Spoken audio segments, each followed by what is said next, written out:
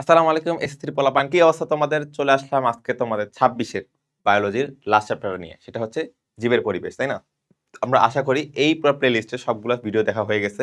সবগুলো ভিডিওতে কিন্তু তুমি প্রত্যেকটা বৈশিষ্ট্যর পার্থক্য যেগুলো তোমাদের পরীক্ষায় আসে বা আসতে পারে সেগুলো কিন্তু সুন্দর মতো পড়িয়ে দিয়েছি। সুন্দর ছবি দেখে কিন্তু পড়িয়েছি। তো আজকে ইনশাআল্লাহ তোমাদের সুন্দর মতো এই চ্যাপ্টারটা পুরোপুরি শেষ করে দিব। কিন্তু খেয়াল করো এই চ্যাপ্টারে কিন্তু বেশিরভাগ ক্ষেত্রে পার্থক্যটা আসে না।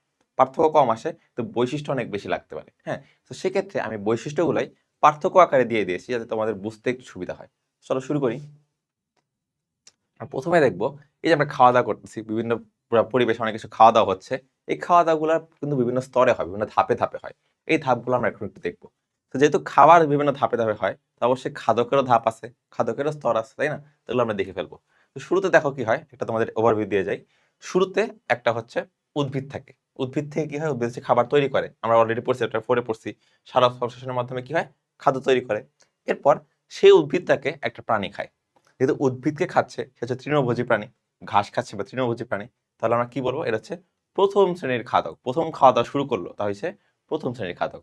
ওকে, এরপর এইটাকে মনে করো ঘাস ফড়িং, ঘাস ফড়িংকে কে খাচ্ছে? এটা টিকটিকি খাচ্ছে। তাহলে কি বলতে হবে? প্রথম শ্রেণীকে খেয়ে ফেললো। প্রথম শ্রেণীকে কে খায়? দ্বিতীয় শ্রেণী খায়।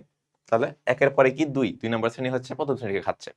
এরপর ২ নম্বর শ্রেণীর কি আছে? টিকটিকি আছে। ওই দুইকে কে খাবে? ২ এর পরে কি আসে? ৩ আসে। তাহলে তৃতীয় শ্রেণীর খাদক খাবে দ্বিতীয় শ্রেণীকে। এটা কি হচ্ছে? ঘাস ফড়িংকে এটা হচ্ছে টিকটিকিকে খাচ্ছে। কে খাচ্ছে? সাপ খাচ্ছে। ছবিতে দেখতে পাচ্ছ? আমরা বলতে পারবো এটা হচ্ছে উৎপাদক। এটা হচ্ছে প্রথম শ্রেণীর খাদক, দ্বিতীয় শ্রেণীর খাদক, তৃতীয় শ্রেণীর খাদক। সহজ সিরিয়াল একটু দেখি আমরা এখন। তো এটা হচ্ছে কথা, বুঝছো? এখানে দেখো আবার কি আছে আমি আবার দেখাই দেই। তোমাদের হচ্ছে সরি, আচ্ছা তো কি হচ্ছে এখানে? এই যে প্রথম শ্রেণীর খাদক সে কি করছে? হচ্ছে তৃণভোজী প্রাণী। তার মানে সে কি করবে? সে ওই ঘাস বা উদ্ভিদকে খাবে। এক্সাম্পল হচ্ছে ঘাস ফড়িং, খরগোশ, গরু, ছাগল, হরিণ, মুরগি এগুলা। এরপর হচ্ছে এই যে দ্বিতীয় শ্রেণীর খাদক, সে হচ্ছে এই প্রথম শ্রেণীকে খেয়ে ফেলবে। তাহলে সে হচ্ছে দ্বিতীয় শ্রেণীর খাদক হচ্ছে, কারণ সে প্রথম শ্রেণীকে খাচ্ছে। এক্সাম্পল কি আছে? ব্যাং, শিয়াল, মাছরাঙা, বাঘ এগুলা। আর তারা হচ্ছে মাংসাশী প্রাণী, কারণ হচ্ছে যেহেতু তারা হচ্ছে একটা মাংস জাতীয় কিছুকে খাচ্ছে। ঘাস ফড়িংয়ে যদি বলো মাংস আছে কিনা ভাই, ঘাস ফড়িংয়ের প্রোটিন তো অ্যাটলিস্ট আছে, ওটা তো খাচ্ছে, সো বলা যায় মাংস আছে, ঠিক আছে? এরপর হচ্ছে তৃতীয় শ্রেণীর খাদক, সহজ হিসাব যে তার আগের শ্রেণী মানে দ্বিতীয় শ্রেণীকে খেয়ে ফেলবে। এক্সাম্পল হচ্ছে সাপ, ময়ূর, ঈগল, বাঘ। অর্থাৎ এই যে একটা একটা সিরিয়ালে হচ্ছে খাওয়া দাওয়া হচ্ছে, কে কাকে খাচ্ছে, যে যার পরের শ্রেণী উপরের শ্রেণীকে খাচ্ছে বা ছোট নিচের শ্রেণীকে খাচ্ছে, এরকম করে সিরিয়াল করে এই বিভিন্ন খাদ্য স্তর দেওয়া হয়েছে। সবচেয়ে ইজি হচ্ছে তোমাদের এই বক্সটাই, এই পুরো চ্যাপ্টারে, সত্যি কথা। হ্যাঁ, আশা করি কোনো কনফিউশন নেই এখানে। পরেরটা দেখি। তো এই যে আমরা খাদ্য শৃঙ্খল কিন্তু মাত্র আমরা একটা ছবিটা দেখলাম। এটা দেখলাম না? যে হচ্ছে এই যে উদ্ভিদ থেকে খাদ্য তৈরি করা থেকে শুরু করে খাদ্য একদম খেতে, খেতে, খেতে ১ম, ২য়, ৩য় শ্রেণীর খাদক হচ্ছে অনেকগুলো আছে। এই পুরা যে একটা শিকল, একটা চেইন তৈরি করছে। এই চেইনটাকে বলা হচ্ছে খাদ্য শিকল। খাদ্য শিকল কি ভাই এক রকমেরই হয়? না। খাদ্য শিকল হয় ৩ রকমের। তোমাদের বই হিসাব করে খাদ্য শিকল হয় ৩ রকমের। শিকারজীবী, পরজীবী, মৃতজীবী। ওকে? সহজ কথায় দেখো, শিকারজীবী মানে যে শিকারের উপর জীবন চালায়। ওকে? মানে কি? তার শিকার করতেই হবে। তার সহজ এক্সাম্পল মাত্রই আমরা দেখলাম। দেখো এই যে ঘাস, ঘাস সে কি খাচ্ছে? ঘাস ফড়িং হচ্ছে ঘাস খাচ্ছে। ঘাস ফড়িংকে কি খাচ্ছে? এটা ব্যাঙ খাচ্ছে। তার ওই ব্যাঙকে কি খাচ্ছে? সাপ খাচ্ছে। সাপকে কি খাচ্ছে? গুইসাপ খাচ্ছে। মানে এই যে দেখো, গুইসাপ সাপকে শিকার করতেছে। সাপ ব্যাঙকে শিকার করতেছে। ব্যাঙ ফড়িংকে শিকার করতেছে। তো সবার কাছে শিকার করে, করে আগের শ্রেণীকে খেতে হচ্ছে। তো এটাকে বলা হচ্ছে শিকারজীবী খাদ্য শৃঙ্খল বা খাদ্য শিকল। খাদ্য শৃঙ্খল, খাদ্য শিকল সেম জিনিস। এরপরে পরজীবী। পরজীবী মানে এই ক্ষেত্রে সহজ কথায় বলা যায়, কোনো ছোট প্রাণী যদি কোনো বড় প্রাণীকে থেকে হচ্ছে খাবার শোষণ করে নিয়ে নেয়, ছোট প্রাণী বড় প্রাণী থেকে খাবার শোষণ করে নিয়ে নিবে, তাহলে সেক্ষেত্রে বলা হয় পরজীবী। মানে ছোট প্রাণীটা বড় প্রাণীর উপরে মানে নির্ভর করে চলে, পরের উপর নির্ভর করে চলতেছে, সো এই জন্য পরজীবী বলা হয়। সহজ এক্সাম্পল মানুষ, মশা, ডেঙ্গু ভাইরাস। মানুষ থেকে কি হচ্ছে? মশা রক্ত খাচ্ছে। ওই মশার শরীরে কি আছে? আবার ডেঙ্গু ভাইরাস আছে। ওই ডেঙ্গু ভাইরাস মশার শরীর থেকে যে মানে আমাদের শরীর থেকে যে নিউট্রিশন বা পুষ্টি নিচ্ছে মশা, ওই মশার পুষ্টি থেকে আবার একটু ভাগ বসাচ্ছে কে? ওই ডেঙ্গু ভাইরাস। তোমার ছবি দেখাই। মনে করো এটা তো অলরেডি ছবি দেখছো তোমরা। প্রথমটা শিকারজীবীর এক্সাম্পল, আর এটা হচ্ছে তোমার পরজীবীর এক্সাম্পল। এই যে মানুষকে হচ্ছে কি মশা কামড়াইছে, মশার ভিতরে পুষ্টি চলে গেছে। এই মশার ভিতরে কি একটা ভাইরাস আছে। এই ভাইরাস আবার এখান থেকে পুষ্টি নিচ্ছে। সো এরকম করে একটা সিগন্যাল যাচ্ছে। ওকে? এরপর আসে মৃতজীবী। কথা শুনে বুঝতেছো কি হবে? মৃতের উপর জীবন ধারণ করে চলে যায়। মানে মৃতদেহ খেতে হবে, তাহলে হচ্ছে এই সিকলটা পূরণ হবে। শুরুতে কি থাকবে? মৃতদেহ থাকবে। মৃতদেহ থাকবে, তার উপর কি করবে? ছত্রাক জন্মাবে। এক্ষেত্রে একটু পানির হেল্প লাগে, বাট স্টিল মৃতদেহের উপরে কি হবে, ছত্রাক জন্মাবে। ওই ছত্রাক কি করবে, অস্ট্রেলিয়া দিয়ে এই মৃতদেহ থেকে পুষ্টি শোষণ করবে। ওকে, এরপর কেঁচো আসবে, কেঁচো এসে এই ছত্রাক থেকে পুষ্টি শোষণ করা শুরু করবে। মানে আলটিমেটলি দেখো, মৃতদেহ থেকে ছত্রাক জন্মাবে, ছত্রাক হচ্ছে পুষ্টি নিবে, তার থেকে আবার কেঁচো জন্মাবে, কেঁচো থেকে কেঁচো পুষ্টি নিবে। এবং রাস্তাঘাটে দেখছো না যে ইঁদুর মরে পড়ে থাকে, এখানে কি হয়, কিছু কিলবিল করে পোকা, হ্যাঁ, তো এরকম করে হচ্ছে জিনিসটা তৈরি হয়।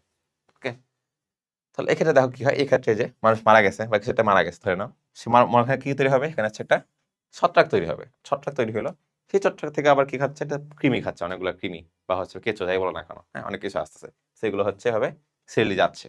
তো এটা হচ্ছে আমাদের তিনটা খাদ্য শৃঙ্খলের হচ্ছে গিয়ে উদাহরণ। একটা কি, একটা হচ্ছে শিকারজীবী, শিকার করে করে খাচ্ছে, একটা হচ্ছে পরজীবী, পরের উপর জীবন ধারণ করে চলতেছে, আর লাস্টে হচ্ছে মৃতজীবী। দেখো আলটিমেটলি মূল মেইন সোর্সটা হচ্ছে তোমার কি, মৃত প্রাণী হতে হবে, বুঝছো, মৃত জীব হইতে হবে, সেখান থেকে হচ্ছে খাদ্যটা বা পুষ্টিটা নড়াচড়া করতেছে। সো এটা হচ্ছে এই তিনটা স্তর। আসলে ওটা ক্লিয়ার। এরপর আমরা আসলে জীব বৈচিত্র্য। দেখো, তুমি আমি এক না, তোমার আশেপাশে থাকা হচ্ছে সব মানুষও এক না, তোমার বাবা মা আর তুমি একদম 100% কখনোই সেম না। তাহলে এই যে আমাদের মধ্যে একটা বৈচিত্র্য আছে, সবার মধ্যে একটা বৈচিত্র্য আছে, এটা হচ্ছে আমাদের জীব বৈচিত্র্য। এটাকে আবার 3 ভাগে ভাগ করা হয়: বংশগতীয়, প্রজাতিগত আর বাস্তুতান্ত্রিক।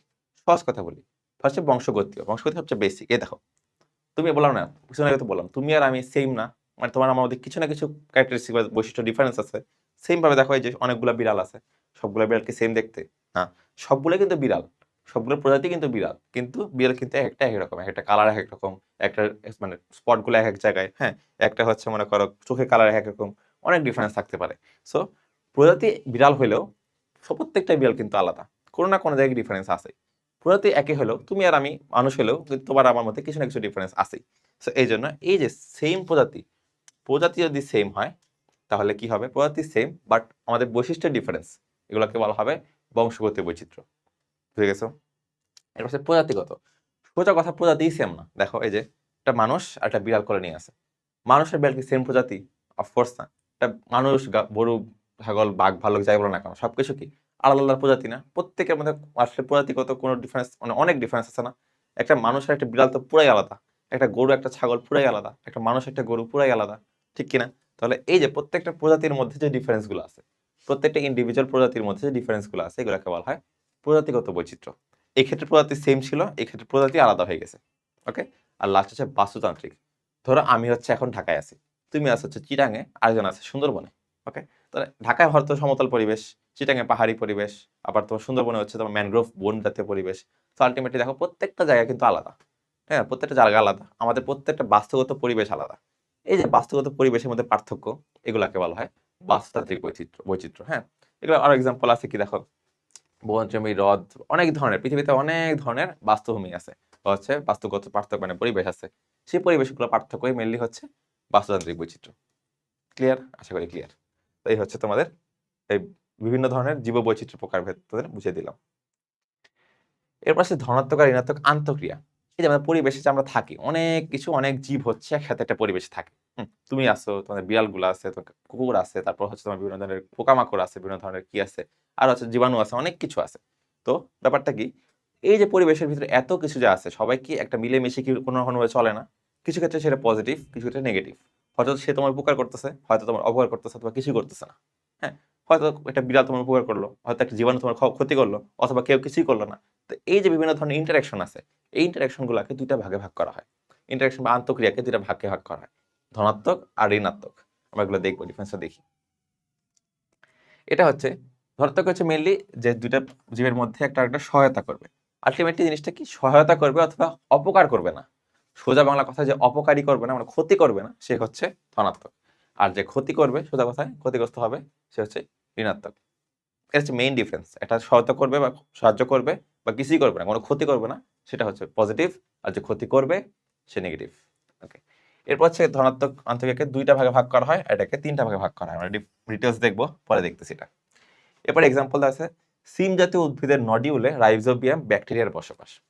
সিম জাতীয় উদ্ভিদের নডিউলে যে রাইজোবিয়াম ব্যাকটেরিয়াটা থাকে, এই ব্যাকটেরিয়া সেই উদ্ভিদ থেকে একটু পুষ্টি শোষণ করে, তার বদলে কি করে, সে ওই উদ্ভিদের নাইট্রোজেন ফিক্সেশন বা নাইট্রোজেন সংযোজন করতে হেল্প করে, তার মাধ্যমে উদ্ভিদও বেনিফিট পাচ্ছে, উদ্ভিদের হচ্ছে নাইট্রোজেন পাচ্ছে নিজের শরীরের ভিতরে, আর যে ব্যাকটেরিয়াটা আছে ব্যাকটেরিয়াটাও নিজে পুষ্টি পাচ্ছে। আলটিমেটলি দুজনেরই লাভ, সহায়তা হচ্ছে, দুজনেরই লাভ হওয়ার কারণে এটা হচ্ছে পজিটিভ ধনাত্মক বা ধনাত্মক আন্তঃক্রিয়া। আর যে নেগেটিভটা বা ঋণাত্মক আন্তঃক্রিয়া, এখানে কি হচ্ছে, এখানে এক্সাম্পল আছে স্বর্ণলতা আর পোষক উদ্ভিদ। পোষক উদ্ভিদের স্বর্ণলতা কি করে, স্বর্ণলতা তোমরা হয়তো দেখছো কিনা জানি না, একে স্বর্ণলতা সোজা মানে সোনার লতা বলা হয়। হ্যাঁ, তো একটা গাছকে স্বর্ণলতা হচ্ছে এমনি পেঁচায় পেঁচায় পেঁচায় ধরে, ধরার পরে কি করে, ওই যে গাছটা থেকে যে আশ্রয়দাতা গাছটা আছে সেখান থেকে পুষ্টি নেওয়া শুরু করে দেয়। কোনো সাহায্য করতেছে না, খালি দিচ্ছে, নিচ্ছে, কিছু দিচ্ছে না। ওকে, অনলি টেকিং নাথিং গিভিং। ওকে, খালি দিচ্ছে দিচ্ছে আর নিচ্ছে আর কিছু দিচ্ছে না, সে বলা হচ্ছে কি ক্ষতি করতেছে। একটা সময় কি হবে, ওই যে গাছটা আশ্রয়তা গাছটা আছে সেটা হচ্ছে নিজের পুষ্টিই পাবে না একটা পর্যায়ে, পরে সে মারা যাবে, তাই না? তাহলে এটা কি বলে, এটা হচ্ছে আমাদের ঋণাত্মক আন্তঃক্রিয়া। আমরা ডিটেলস একটু দেখি। আসলে ধনাত্মক আন্তঃক্রিয়া যে দুইটা বলছিলাম আমরা, দুইটা আছে, দুইটা আমরা দেখবো। একটা হচ্ছে মিউচুয়ালিজম আর একটা হচ্ছে কমন সেলিজম। মিউচুয়ালিজম মানে হচ্ছে কি বলে, একজনের সমঝোতা, সমঝোতা সোজা বাংলা কথা, অর্থাৎ তোমারও কিছু উপকার হবে, আমারও কিছু উপকার হবে, তুমি দিবে কিছু, আমি দিবে কিছু, দুজনের মাঝখানে উপকার হবে কিছু। হ্যাঁ, তাহলে কি হবে দেখো, একটা হচ্ছে মৌমাছি, প্রজাপতি, পোকামাকড় ইত্যাদি ফুলের মধু আহরণ করে, তাই না? আমরা তোমাদের জীবন প্রজননে পড়াইছিলাম, মৌমাছি করে মধু আহরণ করবে, আর ফুলের কি উপকার হবে, ফুলের হচ্ছে পরাগায়ন হচ্ছে, ফুলের হচ্ছে বংশবৃদ্ধি হচ্ছে, আর মৌমাছিতে মধু পাচ্ছে, দুজনের উপকার, ঠিক কিনা? এরপর আছে লাইকেন। লাইকেন তোমরা এখন না জানলেও চলবে, জাস্ট মনে রাখো শৈবাল ছত্রাকের সহাবস্থান, এটা তোমাদের 11-12 ডিপসাইতে বলা আছে, জাস্ট নামটা মনে রাখো। লাস্ট হচ্ছে রাইজোবিয়াম, আমি একটা মাত্র এক্সাম্পলটা তোমাদের বললাম, এটি। ওকে, এটা হচ্ছে তোমাদের কি মিউচুয়ালিজম বা সহাবস্থান। ওকে, আর এটা হচ্ছে কমন সেলিজম। মাত্র কিছু না বললাম না যে আইদার উপকার করবে কিন্তু ক্ষতি করবে না, উপকার করতেও পারে নাও করতে পারে কিন্তু ক্ষতি করবে না, এই ক্ষেত্রে হচ্ছে সেটা। এক্ষেত্রে দেখো, উপকৃত হবে একজন কিন্তু আরেকজন কোনো ক্ষতি করতেছে না, যে কোনো একজনের উপকার হবে কিন্তু কোনো ক্ষতি হচ্ছে না আরেকজনের, সেটাই হচ্ছে তোমার কমন সেলিজম। এক্সাম্পল সহজ, এই রোহিণীটা বাদ দিয়ে এটা মনে রাখবা, হাঙ্গরের পাশে থাকা রিমোরা মাছ। ছবি দেখাই তোমাদের। মৌমাছিটা তো বুঝছো, মৌমাছি কি করে, মধু নিয়ে যায়, আর গাছ কি পায়, ফুল কি পায়, প্রজনন হয়। আর হাঙ্গরের ক্ষেত্রে রিমোরা মাছটা যেটা হয়, হাঙ্গর তো বিশাল প্রাণী, ও হচ্ছে যখন সমুদ্রের নিচে চলাফেরা করে তখন ওর আশেপাশে দেখবা ছোট ছোট কিছু মাছ থাকে।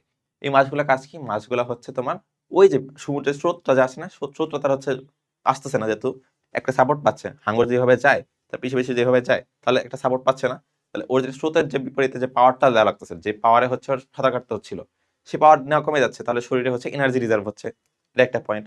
এরপর হচ্ছে যেহেতু মানে হাঙ্গর তোমার কাইন্ড অফ হচ্ছে তোমার একটা কি বলা যায় ত্রাস, হ্যাঁ, সমুদ্রের ত্রাস, তাহলে কি করবে, যে কেউ কি হাঙ্গরকে অ্যাটাক করতে আসবে, আসবে না, তাহলে ওকে ছোট ছোট মাছগুলো যে খেয়ে খেয়ে ফেলতো।